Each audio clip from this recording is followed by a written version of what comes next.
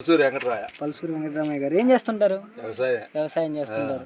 మరి ఏంటి పరిస్థితి? 20 రోజుల కాలంలో ఏ విధమైన సంక్షేమాన్ని అందజేశారు టీడీపీ కూటమి? పింఛన్లు బాగా ఇచ్చాడు. రాబోయే కాలం కూడా బాగా ఇస్తారని అనుకుంటున్నాం. ఏదైనా జరుగుద్దని అంటే తను చేసినట్టు నిడియొత్తుడని అనుకుంటున్నాం. అంటే మరి జగన్మోహన్ రెడ్డి గారి గవర్నమెంట్ లో పెన్షన్లు ఎంతవరకు అంటే ఎంత ఇచ్చేవాళ్ళు? అంతకు ముందు ఫస్ట్ లో ₹1,000 అసలు చంద్రబాబు టైంలోనే. ఈయన వచ్చి నేను 2,000 అంటుంటేనే నేనే 2,000 ఇస్తానన్నాడు. చంద్రబాబు ముందరనే ఇచ్చిండు ఆయన కాడికి ముందే.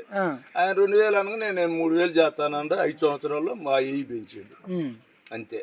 ఓకే, మరి ఈయన వచ్చే రావటంతో ఇవి పెంచుతానంటే 4,000 చేస్తానంటే 4,000 చేసి 4,000 చేశారు. ఇచ్చారా ఈ నెల పెన్షన్? అందరికి ఇవ్వలేదన్నారు. ఎక్స్ట్రా 3,000 కలిపి 3 నెలలు కలిపి 7,000 ఇచ్చారు. 7,000 ఇచ్చారు. అంటే చాలా వరకు ఇవ్వలేదు పెన్షన్లు అందరికి అన్నారు కదా. అవన్నీ గిట్టన వాళ్ళు గిట్టన కోతలు అనుకోవటం మొత్తానికి ఇచ్చిండు. అసలు ఒక సచివాలయాలు ఇంటింటి ఇల్లు తిరిగి సాయంత్రానికే చేశారు. సాయంత్రానికల్లా 95% చేశారు. ఎవరు లేనోళ్ళు ఊళ్ళో లేనోళ్ళు మరుసటి రోజు ఇచ్చారు. ఓకే, అంటే మరి ఇప్పుడు జగన్మోహన్ రెడ్డి అప్పటిదాకా 175కి 170 స్థానాలు వస్తే ఒక్క స్థానం కూడా ఓడిపోమనేసి చెప్పుకున్నాడు. కనీసం జనసేన పార్టీకి పవన్ కళ్యాణ్ గారికి వచ్చినన్ని 21 స్థానాలు కూడా రాకపోవడానికి గల కారణం ఏంటంటారు? జనమే బుద్ధి చెప్పారు. ఆయన చేసిన పనులకి జనమే బుద్ధి చెప్పారు.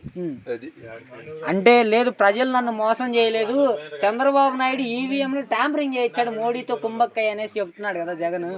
అంతకు ముందు ఆయన చేయిస్తాను కదా. అంతకు ముందు ఈ జనం కూడా అన్నారు జగన్ చేసినాడు మార్పు 151 తెలుగుదేశం కూడా అన్నారు. మరి ఆయన కనుక ఆయన చేపిస్తే వాళ్ళు ఏం చేపించినాడు అనొచ్చు.